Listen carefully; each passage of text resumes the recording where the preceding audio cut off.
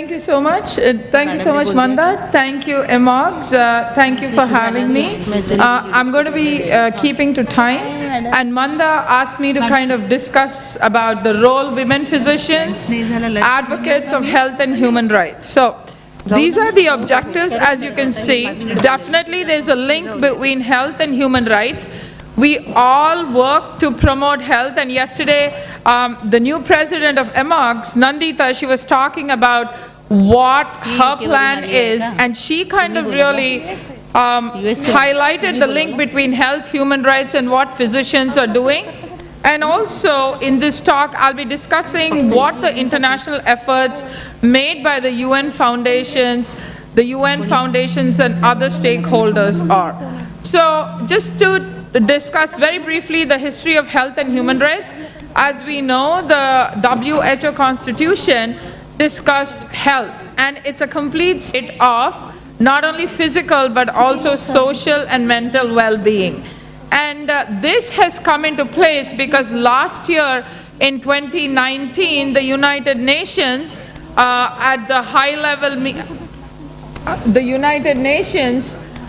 adopted the universal health coverage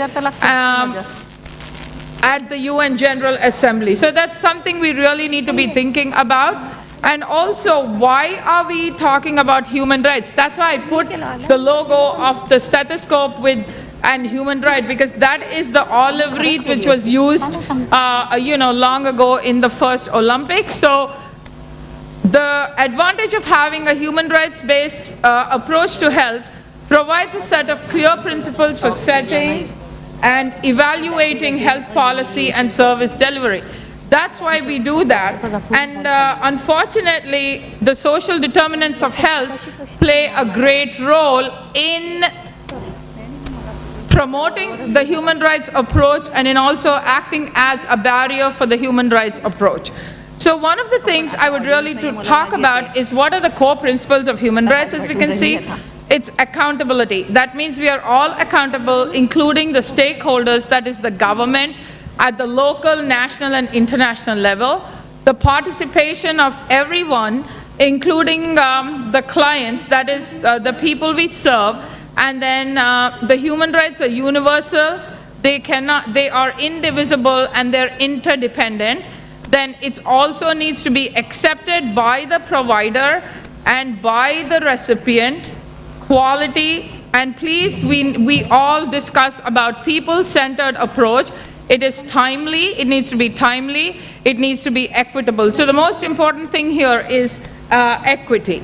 And then I just wanted to talk briefly because, it's not that because I'm a woman physician, I've been married to a man for more than 30 years who's a physician too, but these women really made a lot of difference in being pioneers.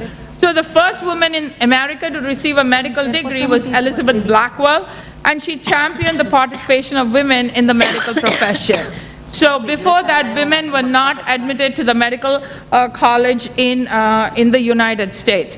And then, of course, we all know Anandibai Gopal Rao Joshi was the earliest Indian female physician, and I think she's from this state of Maharashtra, so I think all of you should be so proud of her.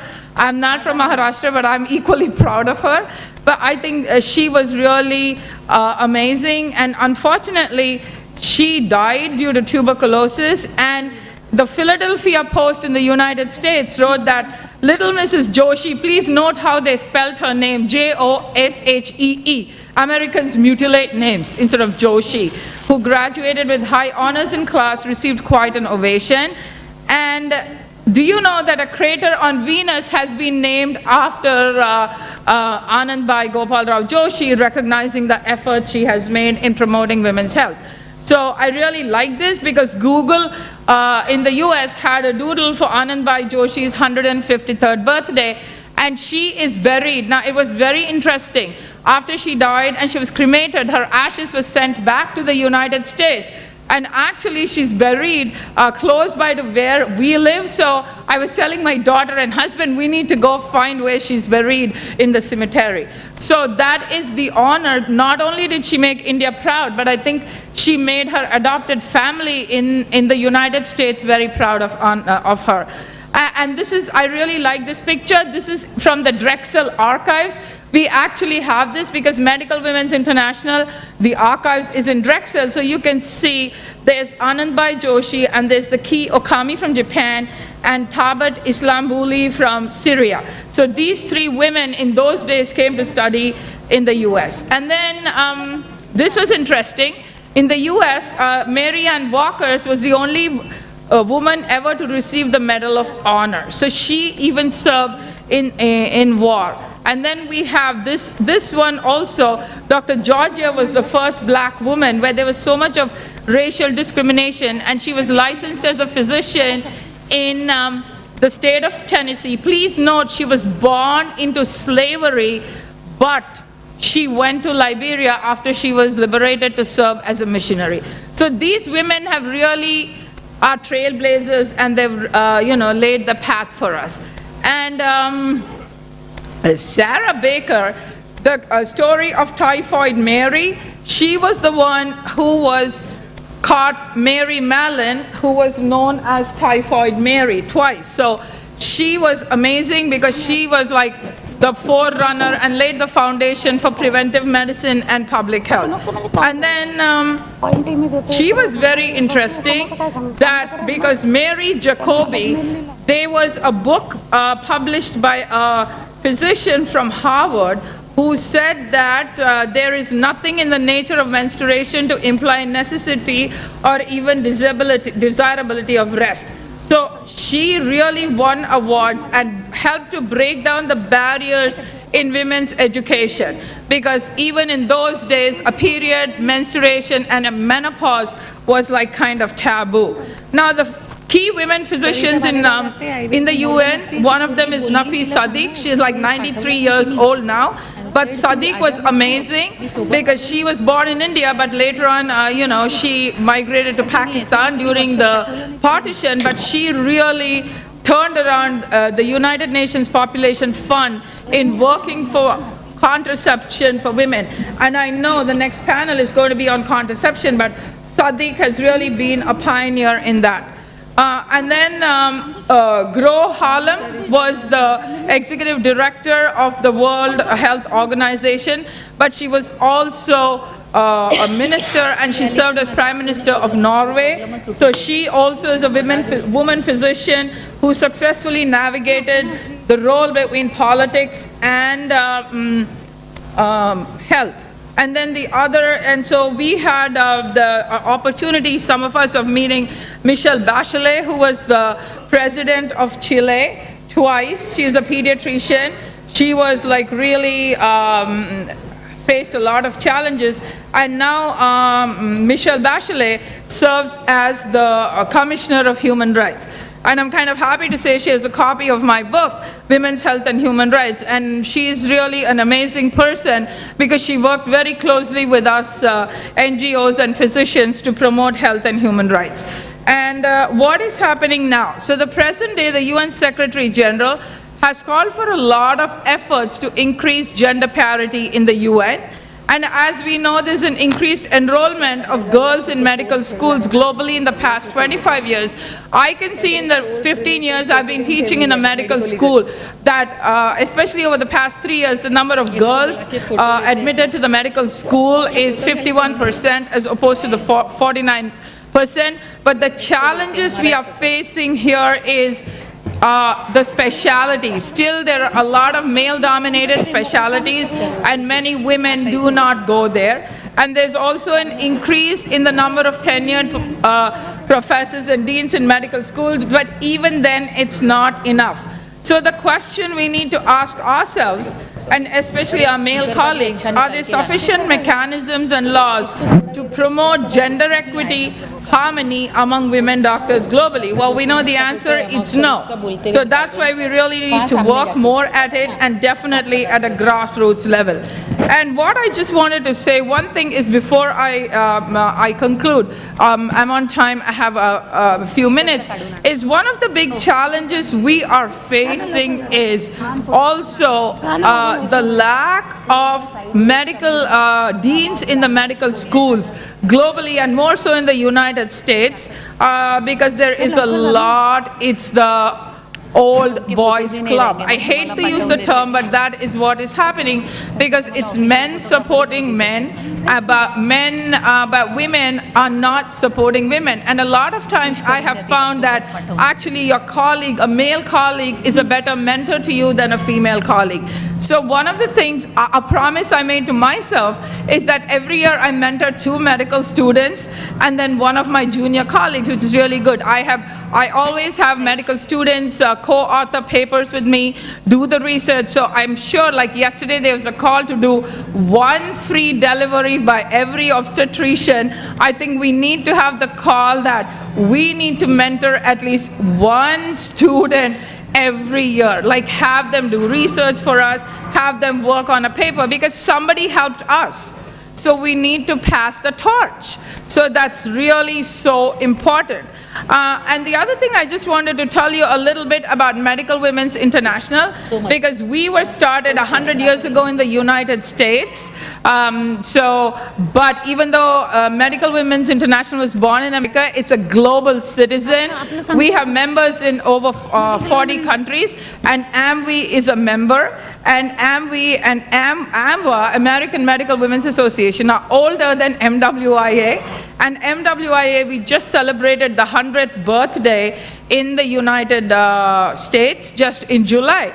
And one of the things we are working on, and as Manda said, like we are all on the executive team, is to promote gender harmony. It's not gender equity, folks, it's gender harmony.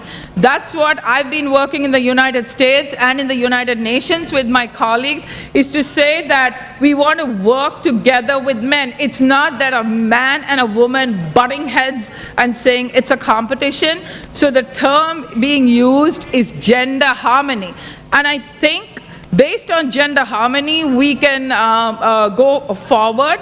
And the other thing I wanted to tell you also is that with regard to universal health coverage, one of the things which is really being worked on is more inclusion of women as, as how they provide service, to have more women in decision-making power. Because one of the reasons is the more women we have in decision-making power, it does help other women. And just before I conclude, and I'm really proud of myself because I'm ahead of time and I give the other panel a chance without going over. I'm giving them more time, 5 minutes from my time actually. But I just wanted to say that this is so sad. We are sitting here, we are talking about all the advances we are making in infertility, in laparoscopic surgery, endoscopic surgery, and we are praising ourselves. But does anybody ever think of those poor girls and women who don't have access to a sanitary pad when they have their period? This question we have to ask ourselves. I was in the International Conference of Population Development in Nairobi. I was invited there in November, the 25th anniversary of the ICPD. That's the International Conference on Population and Development. And just before that, in Kenya, a young girl committed suicide because her teacher shamed her because she stained herself in school because she did not have a pad. She went home and she hung herself. So I think all of us, as I originally trained as a OB/GYN, but then when I moved to the US, I did my training in preventive medicine. But what I'm trying to say is I think it's so important that we need to ask ourselves, it's not only we are clinicians, but we also need to be the change makers, because how do we work to make sure people have access to the basics? I mean, to me, that's an indignation. It's the worst indignation of not having a pad when somebody has a period. So what are we as a global society doing to address this? So one of the things I have my medical students do is they start working and making reusable pads, which is being even done in India, and then supply this. And the other thing we do is there's so many people with no soap, so we are in the hotel. So this is a call for all my colleagues here. Please collect all the soaps from your room. We do that all the time. I've started this movement. It's called Soap for Hope.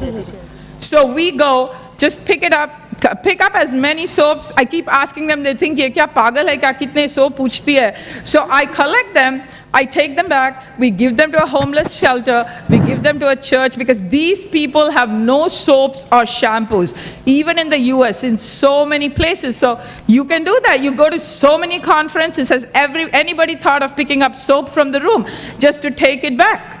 Just the small soaps. You know, we don't have to spend money. It's just that you're recycling soap. I'm sure there's so many people. So again, I just want to conclude by saying Elizabeth Blackwell is my heroine, and I'm proud to say I'm the recipient of her medal from American Medical Women's Association. I love this quote by her to say, if society will not admit of a woman's free development, then society must be remodeled. Thank you so much. I've given you 4 minutes and 25 seconds for your panel extra. Thank you, Padmini, for that very